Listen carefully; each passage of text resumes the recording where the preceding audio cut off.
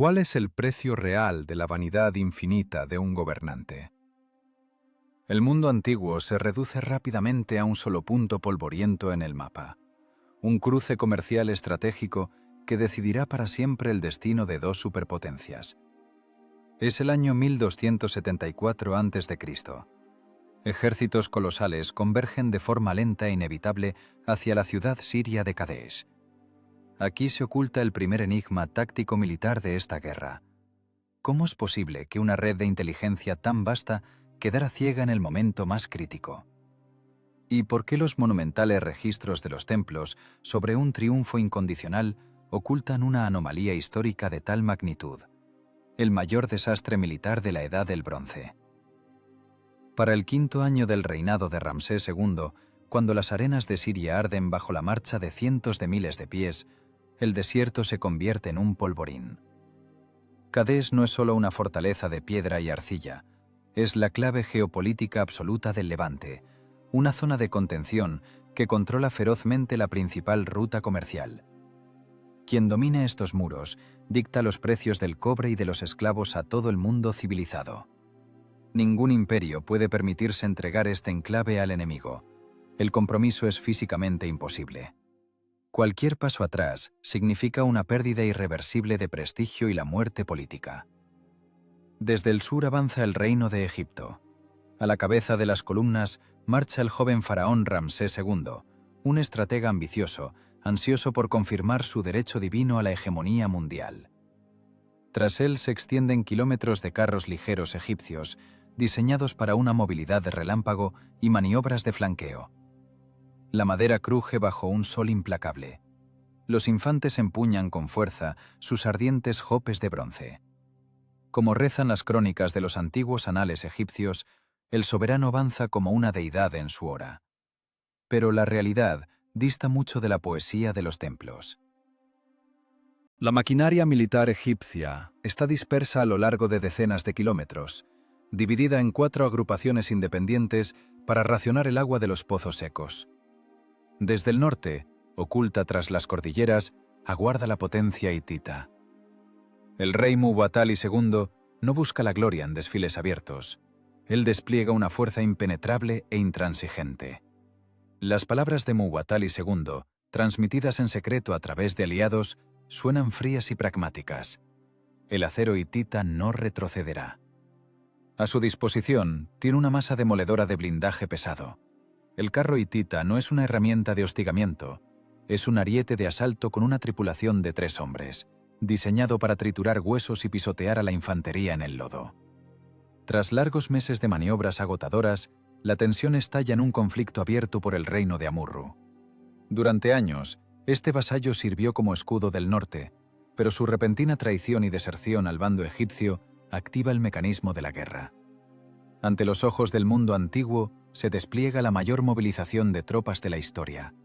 Casi 40.000 soldados hititas y mercenarios de 19 estados ocupan posiciones en silencio. A los caballos les tapan el hocico para evitar cualquier sonido. Las armas están envueltas en telas gruesas. Muwatalli II opone su crueldad calculadora a la arrogancia egipcia. El calor es extenuante. Los comandantes ladran órdenes con voz ronca, intentando mantener el ritmo. Los soldados avanzan, destrozándose los pies contra el suelo pedregoso. Los observadores en las colinas registran metódicamente cada movimiento de las columnas egipcias. La distancia entre las unidades del faraón aumenta hasta niveles críticos y la comunicación se corta. Pero los generales egipcios están cegados por sus éxitos pasados. Juzgan al enemigo por viejas victorias, ignorando la realidad presente. De repente, el viento cambia de dirección, levantando densas nubes de arena. Los guías locales guardan silencio. No es solo un fenómeno meteorológico, es la señal del inicio del desastre. El mecanismo de destrucción mutua se ha activado, descartando cualquier posibilidad de un desenlace pacífico. Mientras los espías hititas tejen hábilmente su red de mentiras perfectas, las legiones de vanguardia egipcias marchan ciegas y a paso firme directo a la trampa. Por delante solo les espera el polvo asfixiante del desierto sirio. De ese polvo asfixiante emergen las patrullas de vanguardia egipcias, abriendo paso al carro áureo del faraón. Era el 9º día de una marcha agotadora. Ramsés II guía con arrogancia y confianza a su guardia personal y a la división de Amón hacia las orillas del río Orontes. El calor funde la mente. Los soldados beben las últimas gotas de agua tibia de sus odres de cuero. Los comandantes escudriñan el horizonte a través del aire ardiente, pero no ven rastro del gran ejército del norte. Una sensación de impunidad impregna el cuartel general egipcio. La falta de resistencia se interpreta como prueba absoluta del miedo del enemigo. Nadie cuestiona las órdenes. Nadie duda de la victoria inminente. Es un error de percepción fatal que en este preciso momento desencadena una catástrofe de proporciones sin precedentes. En la orilla sur del Orontes, las patrullas interceptan a 2 beduinos de la tribu Sasu. Los nómadas se rinden sin resistencia, con las manos en alto. La guardia los arroja sobre la arena ardiente, justo frente a la tienda real del faraón. Comienza un interrogatorio brutal y metódico. Los beduinos juran lealtad a Egipto y entregan una desinformación cuidadosamente planeada. Sus palabras caen en el terreno fértil de la vanidad del soberano. Los nómadas afirman que el rey Muwatalli II se ha retirado lejos hacia el norte, a la ciudad de Alepo, aterrorizado por el poder del ejército de Ramsés. Según los egiptólogos, esta mentira fue orquestada a la perfección. Los desertores ofrecen sus espaldas a los latigazos con tal de que sus confesiones suenen lo más creíbles posible. El dolor físico se convierte en la mejor garantía de veracidad ante los ojos de los investigadores egipcios. La inteligencia militar de Egipto se traga el anzuelo completo, sin dejar espacio para la duda salvadora. La crónica del engaño táctico se desarrolla con una precisión que hiela la sangre. Los jefes locales sirios, que llegan al campamento egipcio con ricos presentes, juegan un juego mortal a 2 bandas. Su hipocresía no conoce límites. Se inclinan profundamente ante el joven faraón, confirmando los falsos rumores sobre la huida despavorida de los hititas, aunque conocen perfectamente la situación real. Los sirios salvan sus propias vidas, vendiendo al ejército de Egipto a la esclavitud de las ilusiones mortales. Los rumores alentadores sobre la cobardía de los norteños se propagan instantáneamente por las filas de la división de Amón. La disciplina se resquebraja. La vigilancia se adormece por completo. Los centinelas agotados bajan sus armas voluntariamente. Cuando el sol alcanza el cenit, las tropas egipcias inician el cruce masivo del río Orontes. Es un triunfo momentáneo y embriagador. El agua fresca limpia el sudor incrustado y el polvo del desierto de los rostros extenuados. Los carros ligeros de madera cruzan sin dificultad los vados. La infantería cruza a pie, levantando sus pesados escudos sobre la cabeza. En la orilla noroeste, justo frente a los majestuosos muros de Kadesh, comienza la construcción caótica de un enorme campamento de campaña. Miles de hombres se quitan la armadura protectora al mismo tiempo. Los soldados agotados desenganchan a los caballos que respiran con dificultad y los llevan a beber. Las largas lanzas se apilan en pirámides de madera. Las afiladas espadas de bronce se arrojan con descuido sobre la tierra seca. La guardia del perímetro exterior se establece solo por formalidad. Nadie vigila el horizonte. Nadie espera un ataque sorpresa. La maquinaria militar egipcia se paraliza voluntariamente, cegada por una victoria fantasma.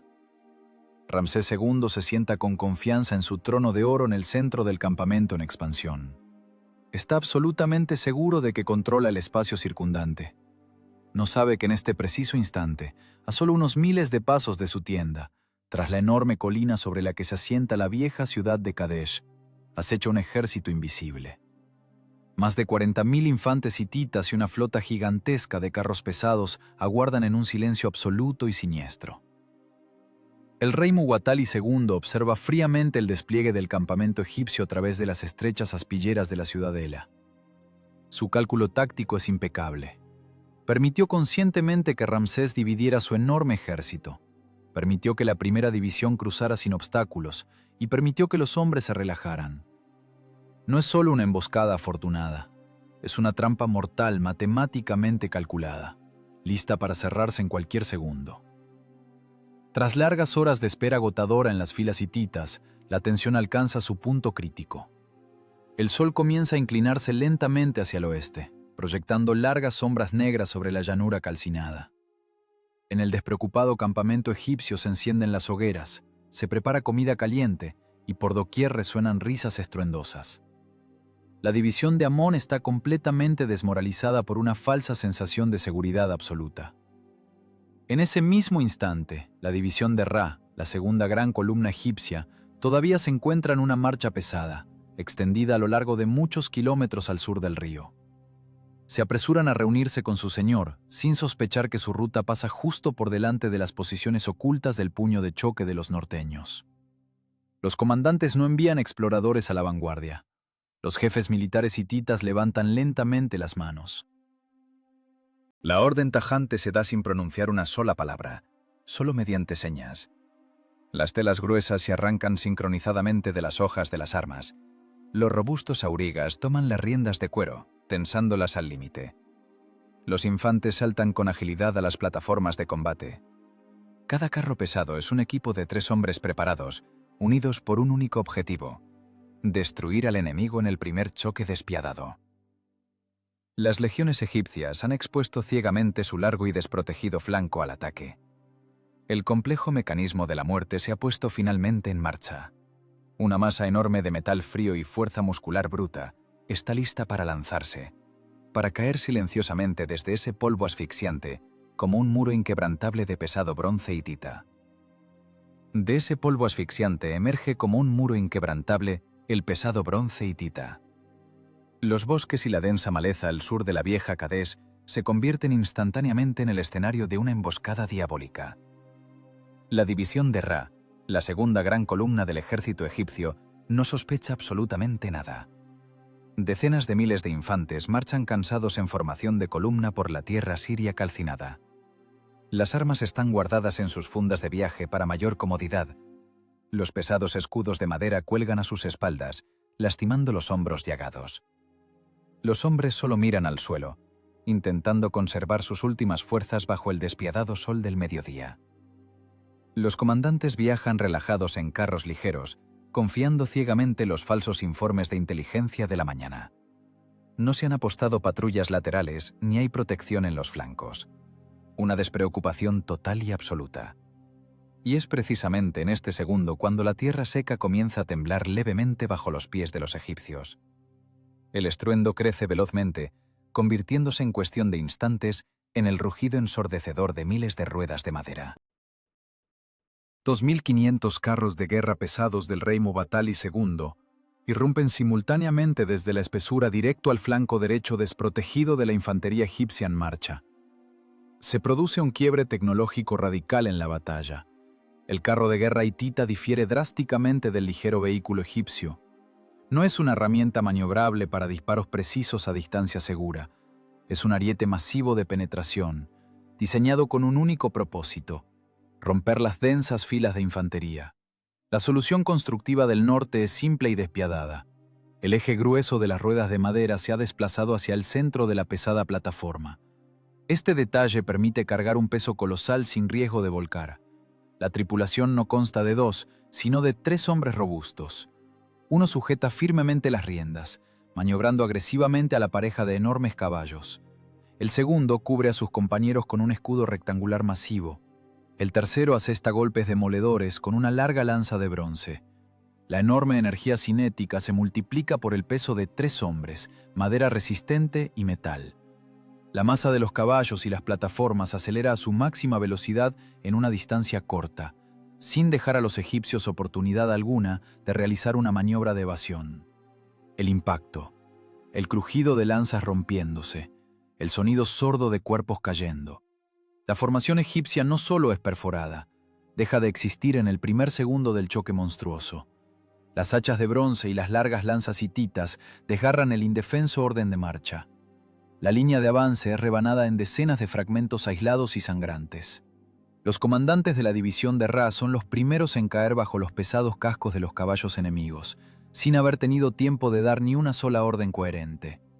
No hay táctica de defensa ni formaciones calculadas, solo el instinto primitivo de supervivencia. Los infantes egipcios intentan desesperadamente girarse para enfrentar al enemigo, pero las pesadas plataformas de combate los arrollan antes de que puedan levantar sus escudos. El polvo seco vuela instantáneamente al cielo por los miles de cascos, ocultando por completo el sol. La luz del día se apaga. Llega una penumbra artificial, llena únicamente por el estrépito del metal, el relincho estridente de caballos aterrorizados y los gritos roncos de hombres que huyen. La culminación del triunfo táctico de Muwatalli II se desarrolla con una precisión matemática aterradora. El rey de los hititas aprovecha la ceguera del enemigo al 100%. Según los historiadores militares, esta es una de las maniobras de flanqueo más perfectas y destructivas de la Edad del Bronce. El golpe masivo se asesta exactamente en el centro neurálgico de la columna extendida, partiendo a la enorme división por la mitad y privándola para siempre de la posibilidad de unir fuerzas para un contraataque. Aquellos egipcios que estaban en la retaguardia profunda de la columna se lanzan de inmediato a una huida frenética hacia el sur, perdiéndose para siempre en el desierto. Pero la masa principal de soldados supervivientes, cegada por el ataque repentino y el polvo asfixiante, comete un error táctico fatal. El intento desesperado y patético de los defensores desmoralizados por salvarse activa una reacción en cadena de catástrofe inevitable. Los hombres arrojan sus armas en masa, se despojan de la armadura y huyen del metal que avanza. La psicología de la multitud enloquecida se impone instantáneamente sobre cualquier entrenamiento militar. La masa de soldados egipcios de la división de Ra se lanza en un flujo ciego e imparable hacia el noroeste, directo al vado salvador del río Orontes. A sus espaldas, los carros hititas continúan fríamente la limpieza metódica del espacio abierto, eliminando sin piedad a los infantes rezagados. Los carros pesados giran sincronizadamente para una nueva embestida, manteniendo un orden de combate perfecto en medio del caos táctico total. Los aurigas dirigen deliberadamente a los caballos tras la multitud que huye, usando las espaldas de los egipcios aterrorizados como un escudo ideal contra cualquier posible respuesta de las reservas.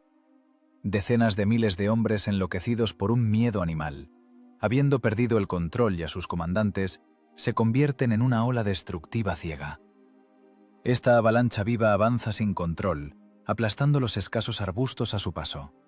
Se precipitan directo hacia las tiendas serenas del enorme campamento de la división de Amón. Hacia las tiendas serenas del enorme campamento de la división de Amón se aproxima una tormenta furiosa y viva. Los infantes egipcios, sentados relajadamente junto a las hogueras, levantan la cabeza con sorpresa. Ven un muro sólido de polvo gris que avanza desde el sur a una velocidad aterradora. De esa densa nube asfixiante surgen de repente miles de soldados enloquecidos de la división de Ra. Los fugitivos no gritan sobre la amenaza que se avecina, no intentan formar líneas defensivas ni advertir a sus compañeros. Los mueve exclusivamente un ciego instinto de autoconservación. La multitud de hombres aterrados choca a toda velocidad contra las filas irregulares de su propio campamento. Las ligeras vallas de madera, clavadas apresuradamente en la tierra seca, se derrumban con un fuerte crujido bajo la presión colosal de la masa humana. La vacilación de un minuto de los centinelas atónitos se convierte en una catástrofe fatal para toda la agrupación egipcia. El perímetro defensivo exterior deja de existir en un breve instante. Los soldados de la división de Amón, agotados por la marcha, ni siquiera tienen tiempo de alcanzar sus escudos. La multitud de sus propios compatriotas los pisotea sin piedad, hundiendo las largas lanzas y las cortas espadas de bronce profundamente en la suelta tierra siria. La presión psicológica quiebra la voluntad de los defensores más rápido que las afiladas hojas del enemigo. El caos resulta ser sumamente contagioso. El pánico se transmite de una unidad a otra con la velocidad de un incendio forestal. Los hombres corren sin sentido entre las tiendas que caen, intentando encontrar un refugio inexistente.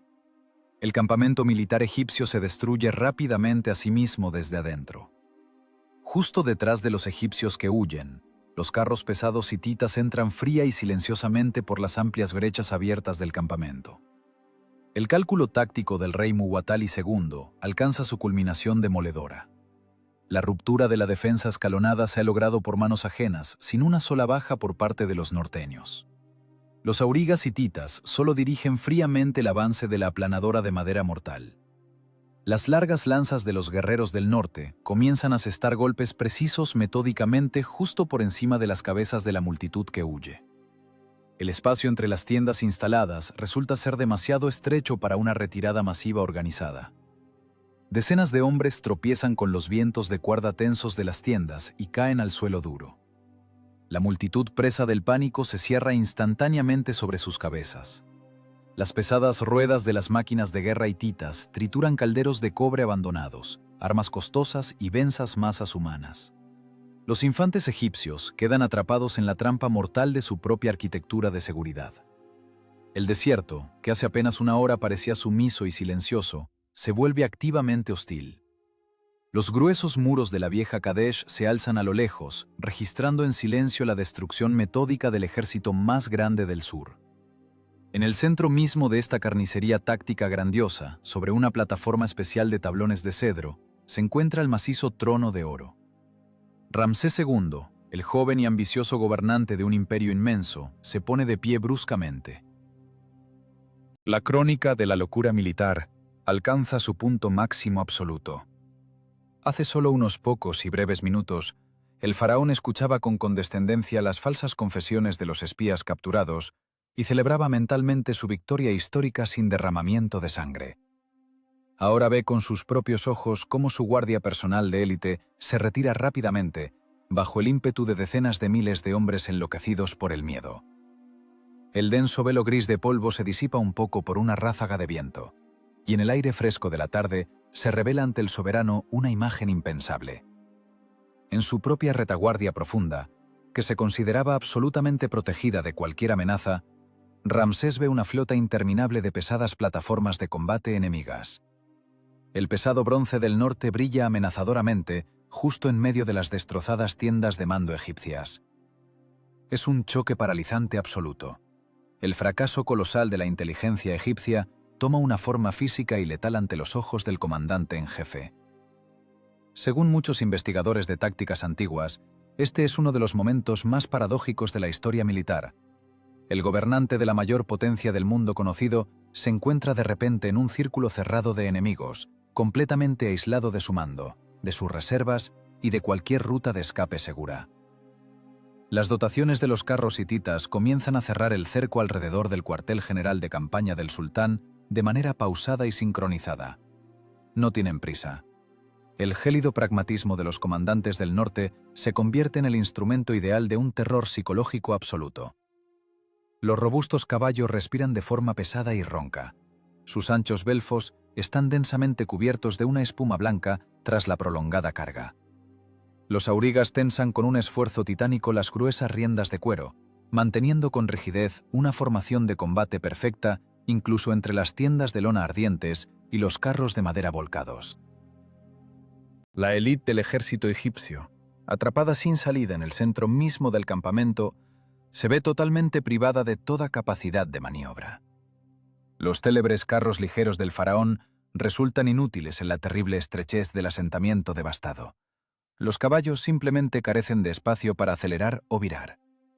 Los defensores se amontonan espasmódicamente en una densa masa humana alrededor de su divino soberano. La voluntad de una resistencia con sentido se ha quebrado. Sienten físicamente que cada movimiento involuntario hacia atrás solo aumenta la densidad de la multitud, privando a los soldados de la última oportunidad de alzar sus lanzas para un contraataque.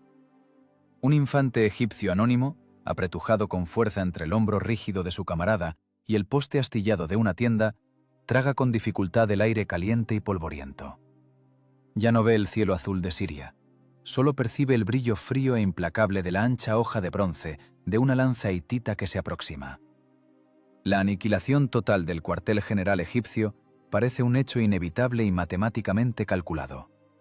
Unos 2.500 carros pesados hititas controlan con firmeza y dureza todo el perímetro del devastado campamento. Las severas leyes de la táctica militar dictan una capitulación pronta e incondicional de los cercados. Los lanceros hititas, fuertemente armados, se preparan metódicamente para asestar el golpe final y demoledor a los restos de la guardia personal del faraón. El alto mando de los norteños ya saborea el triunfo político, la captura del mismísimo Ramsés II. Ninguno de los atacantes espera ya una resistencia organizada de aquella multitud aplastada. Pero en esta zona de muerte garantizada, asfixiada por el polvo cáustico, Las leyes de la táctica clásica dejan de funcionar repentinamente. La profunda desesperación cambia bruscamente todas las reglas del juego. Entre miles de flechas de caña rotas, escudos abandonados y ricas tiendas de seda derrumbadas, nace una resistencia sorda y rabiosa de hombres acorralados. Los restos de la guardia personal del sultán empuñan con fuerza sus espadas, preparándose en secreto para una respuesta letal. La guardia personal se prepara en secreto para una respuesta letal.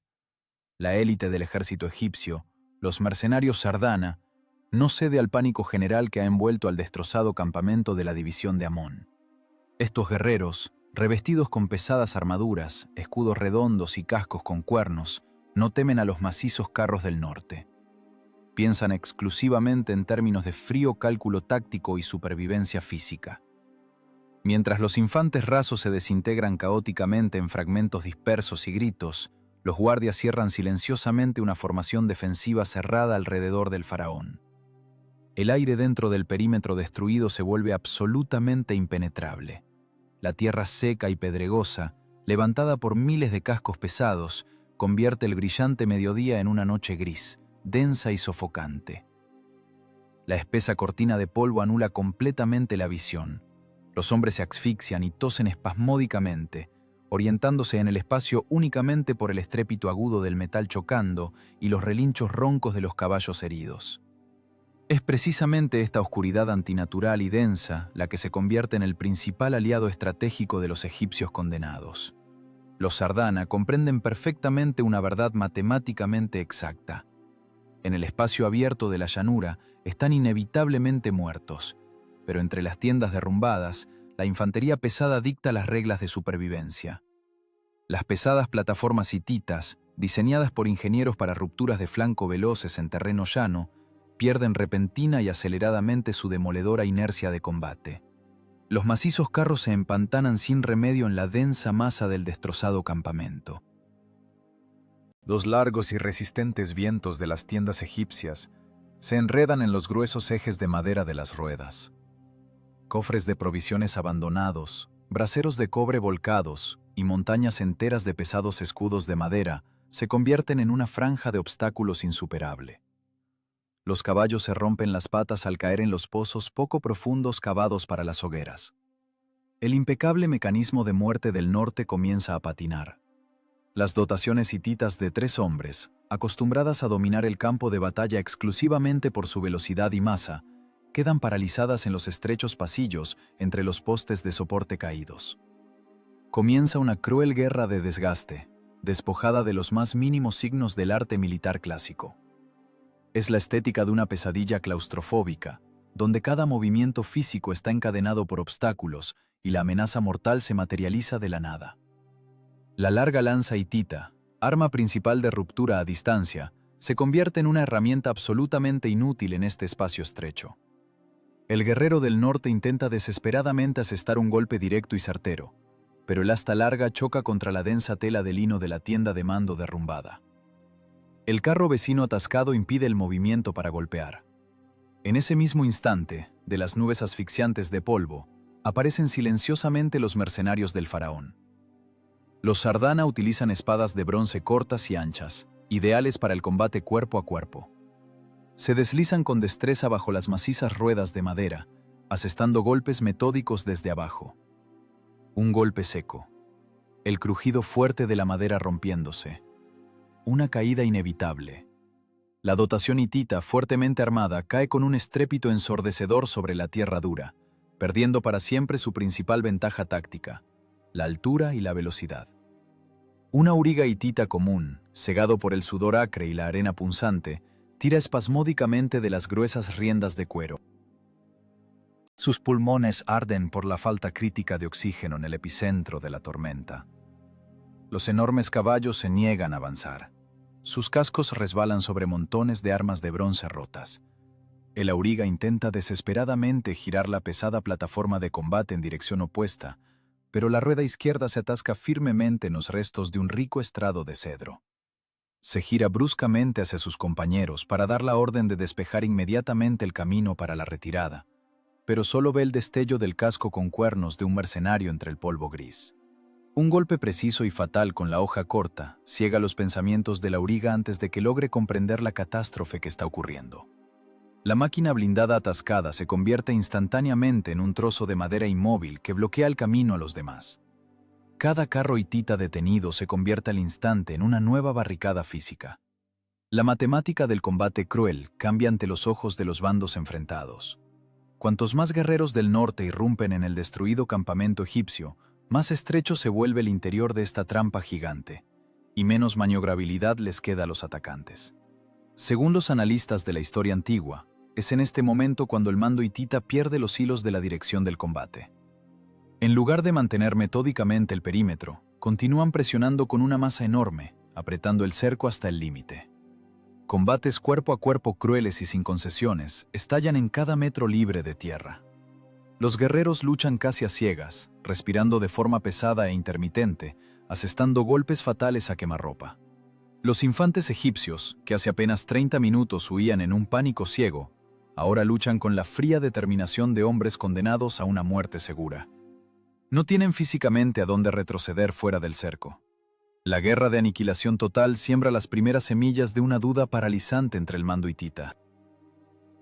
La esperada victoria fácil y rápida se convierte en una carnicería viscosa y agotadora en un espacio cerrado. Los atacantes pierden definitivamente el control visual sobre la operación.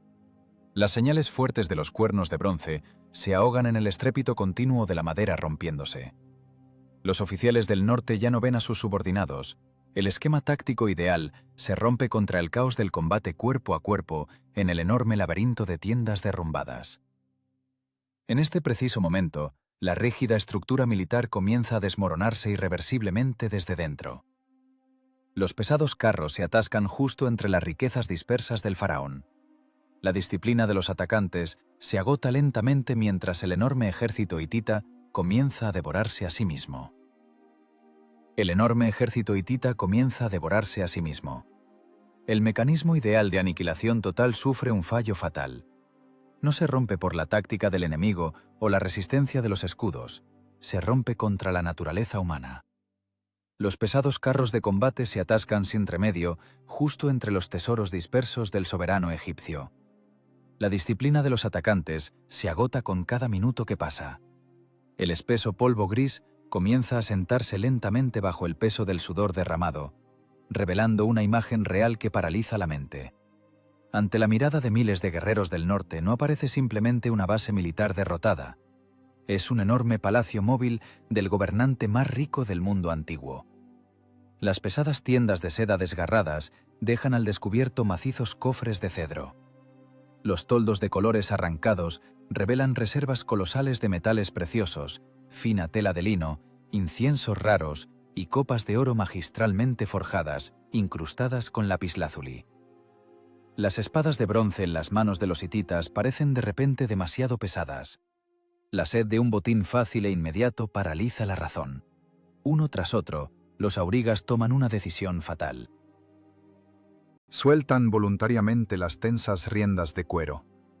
Los guerreros fuertemente armados saltan de las altas plataformas de madera. Lanzan con descuido sus largas lanzas de combate directamente al lodo pegajoso del camino. Ya no necesitan las armas. La multitud cree sinceramente que la batalla ya está ganada definitivamente. El enemigo está derrotado. El rico campamento ha sido capturado. Solo queda tomar su merecida recompensa. Los crecientes signos de un saqueo masivo se extienden velozmente, como un incendio de estepa en sequía, por las filas de los atacantes. Este fenómeno está claramente registrado en las fuentes históricas de ambos bandos en conflicto. Los vencedores, antes rígidos y disciplinados, se convierten instantáneamente en saqueadores enloquecidos por la codicia. Los soldados se empujan bruscamente unos a otros con los hombros. Arrancan con furia pesados collares de oro de los cuerpos de los caídos. Llenan espasmódicamente sus sacos de marcha con plata de trofeo. Ya nadie mira hacia adelante. Nadie busca al enemigo oculto. Los comandantes del norte se desgarran la voz con gritos furiosos. Los oficiales intentan desesperadamente restaurar la formación de combate rota. Golpean cruelmente a sus propios soldados con las astas pesadas de las lanzas en las espaldas. Es absolutamente inútil. La codicia rompe la rígida jerarquía militar mucho más rápido que cualquier flecha egipcia en vuelo. Las órdenes tajantes se ahogan completamente en el fuerte tintineo de las monedas al caer. El gruñido sordo de hombres codiciosos silencia con seguridad los cuernos de señales de bronce. Un oficial norteño agarra desesperadamente por el hombro a su subordinado, señalando con su hoja hacia la tienda dorada del faraón. La orden es clara: rematar inmediatamente al gobernante. Pero el soldado raso solo responde con un gruñido maligno, empuja con fuerza al comandante a un lado y se lanza hacia los lingotes de plata esparcidos. La jerarquía se ha borrado. La subordinación ha sido destruida en pocos minutos. La ofensiva organizada y matemáticamente calculada se convierte en un hormiguero caótico de miles de saqueadores en un minúsculo trozo de tierra pisoteada. Los carros de combate hititas están absolutamente vacíos, bloqueando el camino a las reservas. Los macizos caballos de guerra mastican con indiferencia el grano egipcio selecto esparcido de las tinajas rotas. El frente de ataque está completamente colapsado desde dentro. Es un colapso sin precedentes del mando militar. El frío cálculo pragmático de la ruptura matutina se ahoga ignominiosamente en la locura caótica de la codicia banal. La brillante táctica se disuelve en el deseo animal de lucro. Tras largas horas de una matanza agotadora, la gigantesca máquina militar se detiene por completo. Sobreviene una pausa aterradora y antinatural. Los golpes de las hachas de cobre contra los escudos de madera son reemplazados por el sonido de telas costosas desgarrándose. Se escuchan golpes sordos de puños. Son los recientes hermanos de armas que luchan encarnizadamente entre sí por un trozo brillante de oro egipcio. Al analizar este momento paradójico, los historiadores registran la ceguera fenomenal de los triunfadores. Olvidaron la regla de hierro de cualquier guerra: el enemigo solo está muerto cuando ha dejado de respirar definitivamente. Ramsés II está vivo. Su guardia personal de élite mantiene un círculo defensivo insuperable. El saqueo masivo de los hititas es un salvavidas lanzado voluntariamente al faraón que se ahoga. El tiempo se congela. Los segundos se suman en minutos. Un infante hitita anónimo está de rodillas en el polvo. Sus manos bronceadas están sumergidas hasta los codos en un cofre profundo. Respira de forma intermitente. No ve en absoluto cómo, a solo 30 pasos de él, oficiales egipcios ensangrentados comienzan a formar en silencio los soldados supervivientes. El saqueador está absorto en su riqueza. El ejército hitita entrega voluntariamente, con sus propias manos, la iniciativa táctica. Cambian una victoria histórica garantizada por metal. La presión del enemigo desaparece de repente.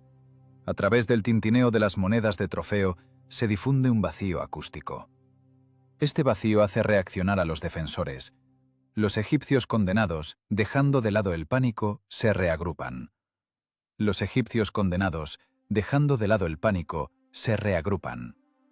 Los hombres acorralados se concentran instintivamente hacia el centro del campamento destruido, allí donde sobre un estrado de madera se alza el carro de combate de Ramsés II. El espeso polvo gris comienza a sentarse lentamente, aplastado contra el suelo por el sudor derramado y el aliento pesado de miles de pulmones. A través de las telas desgarradas de las tiendas derrumbadas se filtran los rayos directos del despiadado sol sirio.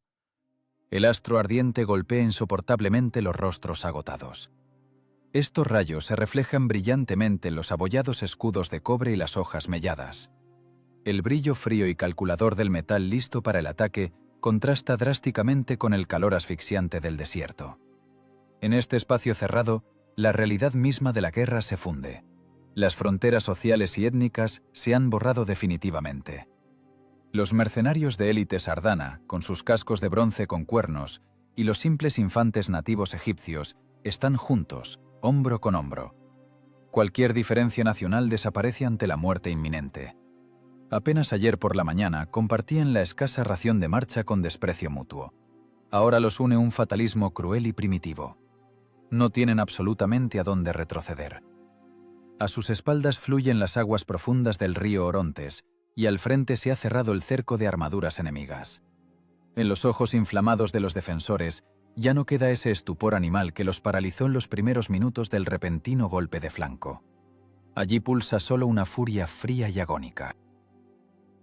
Es una furia especial y concentrada de hombres que ya no tienen nada que perder en este mundo. Empuñan en silencio las rugosas empuñaduras de sus armas. A la distancia de un corto vuelo de flecha se desarrolla un cuadro absolutamente surrealista. La sed carnívora y ciega de los saqueadores ha paralizado por completo al invencible ejército del norte. Las élites hititas fuertemente armadas, nobles príncipes de sangre y veteranos curtidos en decenas de campañas crueles, gatean de rodillas en la arena sucia. Luchan desesperadamente entre sí por trozos de plata arrancados. La multitud codiciosa se agita caóticamente entre las pertenencias personales dispersas del soberano egipcio. Han cambiado voluntariamente la formación militar inquebrantable por el miserable caos del saqueo. Se han quedado ciegos por el brillo amarillo del botín fácil. El tiempo precioso se escapa irrevocablemente.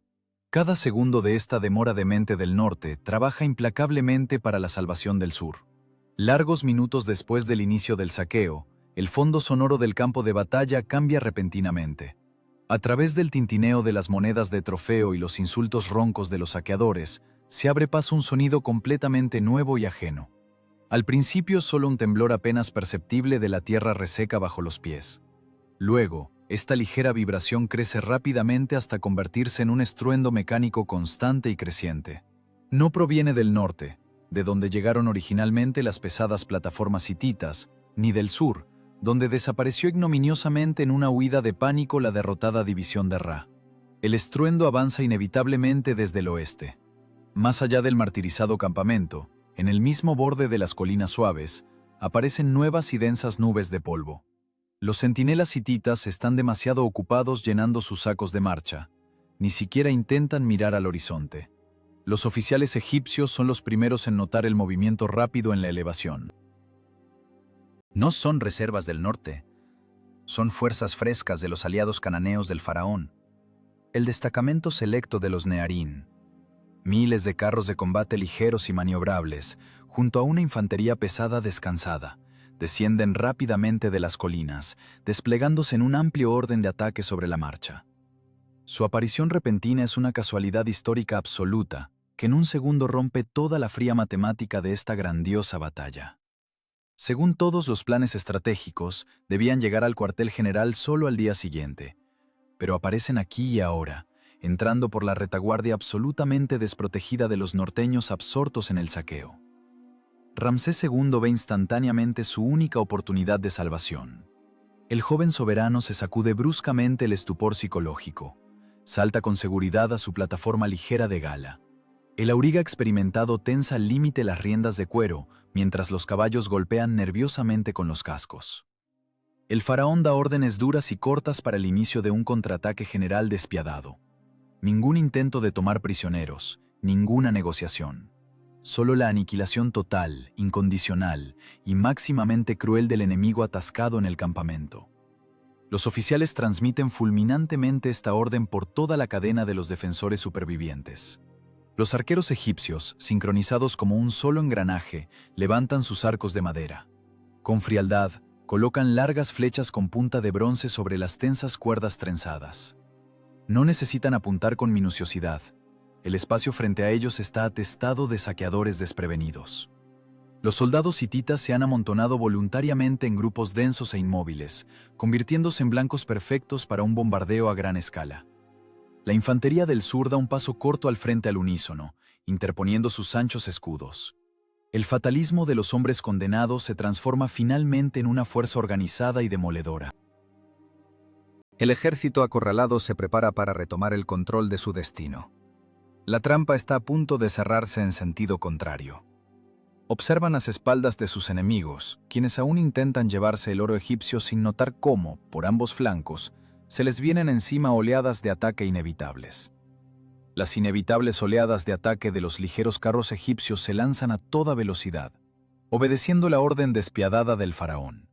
Las ruedas de madera se hunden en la tierra arada con un crujido ensordecedor.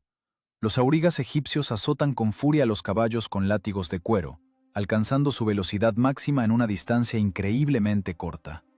Los ligeros y maniobrables carros del sur, que hasta hace poco parecían inútiles en la terrible estrechez del campamento devastado, recuperan de pronto su verdadero propósito táctico. Se convierten en veloces plataformas móviles para hostigar al enemigo a quemarropa. Cientos de arcos tensos se disparan en sincronía contra la densa multitud de saqueadores. Una lluvia letal de largas flechas de caña cae sobre los hititas, sobrecargados con su botín. Sin advertencias, sin duelos de honor. Sorprendidos, los hombres del norte intentan instintivamente levantar sus macizos escudos rectangulares, pero tienen las manos ocupadas sosteniendo pesados sacos de lino repletos de plata robada. La codicia anula definitivamente el instinto de supervivencia, convirtiendo a soldados entrenados en blancos indefensos. Ya sea por accidente o por una avaricia cegadora, la táctica completamente olvidada en estos minutos fatales decide de forma irreversible el destino de toda la grandiosa batalla. La aristocracia hitita pesadamente armada, orgullo y columna vertebral del ejército invencible del rey Muwatalli II, perece no en un enfrentamiento heroico entre fuerzas iguales, sino en una melea absurda y sórdida. Los nobles comandantes del norte reciben heridas penetrantes fatales en la espalda, mientras intentan desesperadamente cargar con cofres de cedro robados. Caen pesadamente sobre la arena pedregosa y pisoteada, aplastando con sus propios cuerpos copas de oro preciosas. Aquí ya no queda, ni puede quedar rastro del heroísmo romántico de las batallas. Solo hay un polvo asfixiante y cáustico, sudor espeso de caballo, carne desgarrada y el aullido animal de hombres atrapados por sorpresa. La élite del norte, privada totalmente de maniobrabilidad, se convierte en blancos torpes. Las espadas de bronce de los mercenarios egipcios hacen su trabajo metódicamente, eliminando con frialdad a quienes intentan en vano proteger un botín brillante en lugar de sus propias vidas. La retirada cobarde de los comandantes hititas sobrevivientes desmorona instantáneamente todo el frente de ataque. Los oficiales son los primeros en arrojar el oro robado al lodo pegajoso. Intentan frenéticamente saltar a las altas plataformas de madera de sus pesados carros para escapar lo antes posible. Los aurigas del norte golpean desesperadamente a los caballos rebeldes con el regatón de sus lanzas, intentando abrirse paso a ciegas entre la densa multitud de sus propios soldados en pánico. Las macizas ruedas trituran sin piedad los cuerpos de sus compatriotas caídos. La disciplina militar se evapora sin dejar rastro. Los pesados carros de guerra, diseñados exclusivamente para un choque frontal directo, resultan fatalmente torpes frente a las maniobrables tripulaciones egipcias. Los carros ligeros del joven faraón circundan a los hititas atascados como una manada de depredadores hambrientos. Acribillan al enemigo con una lluvia continua de flechas y lanzan ataques precisos por los flancos con lanzas de bronce en los costados de protegidos. Otra casualidad absurda decide el resultado del choque local. El eje roto de un carro pesado bloquea por completo la estrecha vía de escape de toda una unidad. Decenas de tripulaciones hititas quedan atrapadas en una trampa mortal sin una sola oportunidad de maniobrar. La conciencia de una muerte inminente termina de quebrar la voluntad del ejército del norte. Los saqueadores que aún quedan en pie se giran al unísono hacia el oeste, desde donde avanzan los refuerzos cananeos de Egipto con un rugido mecánico aterrador. El destacamento de los Nearín embiste de lleno la retaguardia descubierta de los hititas, cerrando herméticamente una tenaza letal. El impacto de la infantería fresca es como la caída de una roca colosal sobre un cristal frágil. Los norteños quedan atrapados entre los egipcios enfurecidos, sedientos de venganza por su campamento saqueado, y los aliados descansados del faraón. El pánico animal inunda las filas hititas, anulando por completo el pensamiento racional. Arrojan de golpe no solo los sacos de plata, sino también sus propias armas pesadas de combate. Cientos de escudos de bronce vuelan hacia el polvo cáustico del camino. El instinto les dicta la única vía física posible para salvarse. La lógica del campo de batalla se borra. La muchedumbre de hombres enloquecidos, que ha perdido su rastro humano por el miedo primario, se lanza hacia el este con un rugido desgarrador. Hacia donde, tras la irregular línea de colinas, fluyen las aguas rápidas y frías del río Orontes. Corren sin mirar el camino, tropezando pesadamente con los cuerpos de sus camaradas aún vivos. Los pesados carros del norte, en un intento desesperado por romper el cerco, chocan entre sí a toda velocidad con un estrépito ensordecedor. Los caballos relinchan salvajemente y se encabritan, volcando las plataformas junto con sus tripulaciones condenadas directamente sobre la masa de infantería que huye. Los perseguidores egipcios no se quedan atrás ni un solo paso.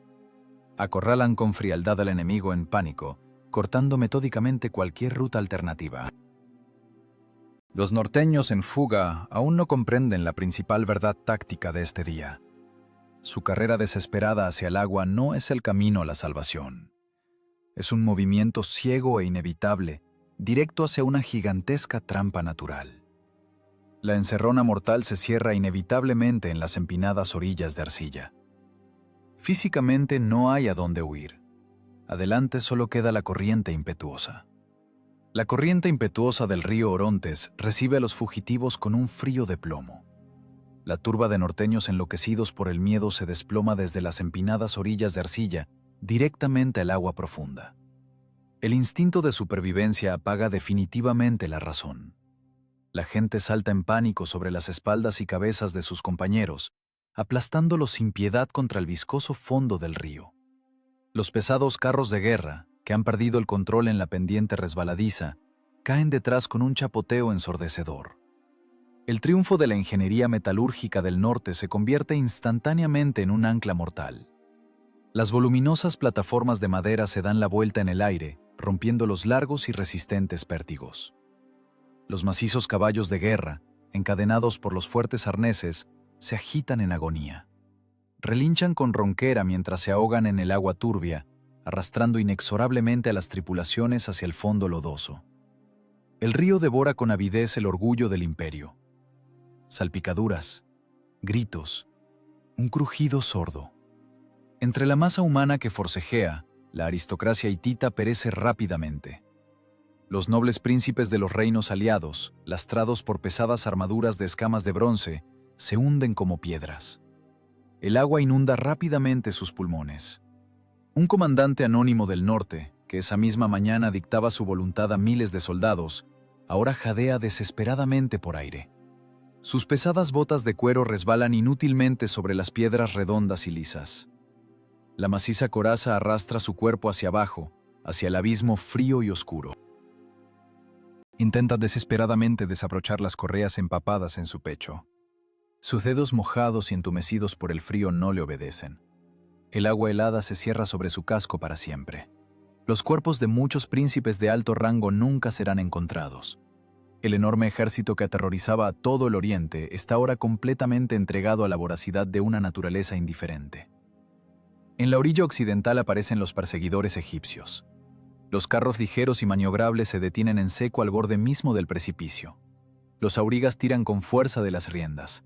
Las ruedas de madera se hunden profundamente en la arcilla empapada, dejando surcos desgarrados. Ninguno de los soldados del sur salta al agua tras ellos. Ramsés II da la orden seca de una aniquilación metódica. Los arqueros egipcios desmontan sin prisa. Se forman en una línea recta y cerrada sobre el acantilado. Esto ya no es una batalla entre iguales. Es una ejecución sistemática, fría y despiadada. Las tensas cuerdas trenzadas vibran con una cadencia monótona y aterradora. Las largas flechas de caña atraviesan con un golpe sordo las armaduras mojadas de quienes aún intentan mantenerse a flote. Los norteños se agitan condenados en la corriente turbulenta, atrapados como ratas en una jaula. No hay a dónde retroceder. El agua a su alrededor cambia de color rápidamente, adquiriendo un tono oscuro, denso y oxidado. Los pocos hititas que con un esfuerzo de voluntad increíble logran nadar hasta los bancos de arena o aferrarse a las gruesas raíces de los árboles ribereños, no encuentran allí salvación. La infantería pesada egipcia los arroja sin piedad de vuelta al remolino. A los que logran salir a tierra firme, los mercenarios los rodean al instante. Comienza una masacre brutal de prisioneros allí mismo, en la estrecha orilla. Sin misericordia. Sin intentos de capturar rehenes para un rescate lucrativo. Los soldados egipcios asestan en silencio golpes fatales con sus hojas cortas. Los escribas del faraón despliegan diligentemente sus papiros. Con una frialdad burocrática aterradora, registran las estadísticas de los enemigos eliminados, caminando con indiferencia entre los cuerpos inmóviles. Las arenas de la orilla se convierten rápidamente en trampas resbaladizas. La sed de botín fácil de la mañana se paga con ríos de sangre y a un precio increíblemente alto.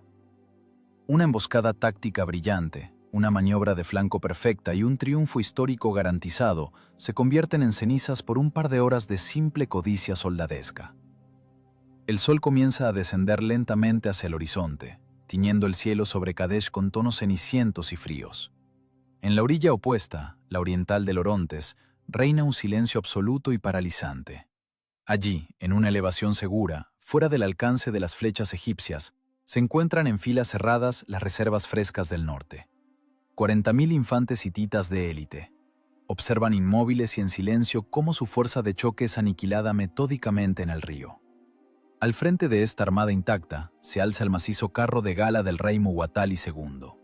El soberano del poderoso imperio del norte contempla con mirada fría la muerte de sus propios hermanos y de sus mejores generales. La distancia es demasiado grande para un tiro de arco preciso, pero lo suficientemente corta para escuchar con claridad el estruendo de la agonía ajena. Él no da la orden de atacar. No mueve sus tropas ni un solo metro hacia adelante. 40.000 hombres armados permanecen inmóviles, como estatuas talladas en piedra oscura. Según los historiadores militares, este es uno de los ejemplos más inexplicables de parálisis total del mando en la historia antigua. La lógica táctica elemental dictaba lanzar de inmediato las reservas en ayuda de los que se ahogaban. Cruzar el río más arriba, donde la corriente es tranquila, y golpear con la masa pesada directamente el flanco de los arqueros egipcios. Pero Muwatalli II elige una pasividad calculada. El riesgo de perder el último ejército capaz de combatir pesa más que el deseo natural de salvar a la élite que perece. El rey toma una decisión pragmática y sumamente cruel. Permite que miles de sus guerreros mueran sin gloria para mantener el núcleo de su poder estatal intacto. El viento frío de la tarde arrastra sobre el río un olor persistente a lana empapada, lodo fluvial y disciplina en descomposición. La gran batalla alcanza su límite lógico. Las dos superpotencias más grandes de la Edad del Bronce han arrojado sus mejores fuerzas a los engranajes despiadados de la impericia táctica. Ambos ejércitos agotados se detienen en la frontera del colapso físico total y el vacío moral. El mecanismo cruel de destrucción mutua comienza a detenerse lentamente. El enfrentamiento físico de desgaste da paso a una realidad completamente nueva e increíblemente cínica. Una realidad donde los ejércitos se paralizan por el agotamiento. Los ejércitos se paralizan por el agotamiento. La carnicería grandiosa no se detiene por una piedad repentina o un destello de humanidad en los gobernantes. Ya no quedan fuerzas físicas para seguir matando. Los hombres se han convertido en carcasas vacías y exprimidas. Las manos de los soldados se niegan a levantar las pesadas espadas de bronce. Los músculos están acalambrados. El aire está saturado con el olor acre del sudor, el polvo de cobre y la disciplina corrompida. El rey Muwatalli II, todavía de pie en la segura orilla oriental con 40.000 reservas de infantería intactas, no da ni un solo paso al frente. El riesgo de perder el núcleo de su imperio supera el deseo de rematar definitivamente al enemigo exhausto. El pragmatismo vence al orgullo. Envía a sus negociadores ante el faraón. El gobernante hitita propone una tregua inmediata. Ramsés II, acorralado en una estrecha franja de tierra pisoteada entre las ruinas de su propio campamento, acepta estas condiciones sin la menor vacilación. Un estupor hipócrita invade a ambos bandos. Los enemigos despiadados de ayer se miran con indiferencia a través del polvo que se asienta. La matanza simplemente cesa. Pocas horas después de la firma del acuerdo temporal, Ramsés II se retira.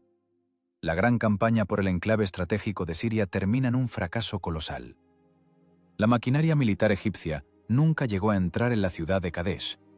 El faraón no dedicó ni un solo día al asedio de la fortaleza inexpugnable. Ni un solo ariete de madera tocó los altos muros de piedra. Las rutas comerciales vitales permanecen bajo el control total del Estado del Norte. Las legiones agotadas caminan en silencio de regreso al sur sobre la arena ardiente. Sus armaduras están abolladas por la melé inútil. Sus miradas están vacías, fijas solo en sus pies. Los soldados sobrevivientes no se sienten ganadores. Conocen con exactitud la verdad amarga sobre las miles de tumbas anónimas dejadas para siempre en una tierra extraña y hostil. Vieron cómo sus camaradas eran pisoteados en el lodo debido a un error fatal de inteligencia. Se mantienen en silencio. Pero muy pronto, los escribas del Estado comenzarán a hablar por ellos en voz alta. Para principios del mes siguiente, cuando los vientos sirios han borrado por completo las huellas de los carros rotos, comienza una campaña totalmente distinta. Es la lucha por la percepción de los hechos. Los egipcios regresan a su Tebas natal. La maquinaria de propaganda estatal se pone a trabajar de inmediato con una eficiencia industrial aterradora. Según historiadores independientes, es en estos días cuando se asientan los cimientos del mito político más grande del mundo antiguo. Este engaño grandioso se construye cínicamente sobre los huesos frescos de sus propios soldados. Los canteros reciben órdenes gubernamentales claras. Cientos de cinceles de cobre se clavan con un crujido fuerte en la dócil caliza blanca. Los muros del templo de Karnak se cubren rápidamente con bajorrelieves colosales. La catástrofe se disfraza magistralmente como un triunfo divino incondicional. La crónica fría de los hechos se borra despiadadamente en favor de la vanidad. Los textos en los muros hablan de la derrota total de los hititas. Como reza el poema de Pentaur, el faraón se quedó completamente solo contra la horda enemiga y dispersó a los atacantes como un halcón majestuoso. Ni una sola palabra sobre el fracaso estrepitoso de los espías. Ni una sola mención a la huida en pánico de la división de Ra. Un silencio total sobre la masacre vergonzosa en su propia retaguardia. Cada letra esculpida es la destrucción metódica de la realidad objetiva. Las herramientas de las relaciones públicas funcionan mucho mejor que las lanzas. Cientos de artesanos trabajan día y noche, rellenando los contornos tallados con colores brillantes. Ninguno de estos artistas estuvo en el desierto sirio. Ninguno de ellos escuchó el estertor de muerte de los que se ahogaban en el Orontes. Simplemente cumplen con un encargo estatal. La verdad es reemplazada por completo por la imagen oficial. Los veteranos sobrevivientes pasan frente a los monumentos en construcción, pero sus voces tímidas no significan nada contra la versión monumental. 16 largos años después, este cínico juego político alcanzará su forma final. Las dos superpotencias fijarán definitivamente el statu quo. Surgirá una nueva realidad en la que ningún imperio logró imponerse. Los gobernantes firmarán el primer tratado de paz documentado en la historia de la humanidad. Sus estrictas condiciones se esculpirán en una plancha de plata lisa. Los hititas conservarán Kadesh para siempre. Egipto salvará las apariencias ante sus aliados. La enemistad mortal será reemplazada por corteses cartas diplomáticas. El conflicto concluirá con un seco acto burocrático. El resultado se pagó con la muerte sin gloria de decenas de miles de soldados, pero su sangre se convierte solo en un material de construcción conveniente para las ambiciones de la élite. El tiempo sigue su curso inexorable. Las arenas de Siria ocultan el bronce quebrado. La tragedia de unos hombres siempre se convierte en el peldaño oportuno para el ascenso de otros. Ramsés II esculpió su victoria en piedra, demostrando al mundo que el cincel del escultor salva la reputación con más eficacia que cualquier hoja de bronce. La sangre se absorbe rápido en la tierra seca y desaparece sin dejar rastro de la memoria de las generaciones. Los bajorrelieves de piedra permanecen en pie por siglos. La indiferencia fría e imparcial del paso del tiempo borra las emociones, dejando a la posteridad solo una propaganda bien ejecutada. Ninguna muerte real de un soldado significa más que la imagen correcta esculpida. La historia no perdona la verdad. El gobernante que confía en crónicas honestas en lugar de una propaganda falaz desaparecerá inevitablemente en el olvido. Díganme, mirando las ruinas de sus ilusiones, ¿reconocerían su impotencia ante el enemigo o preferirían esculpir una mentira de proporciones monumentales en los muros de un templo para que el mundo entero la considere como la verdad durante 3000 años?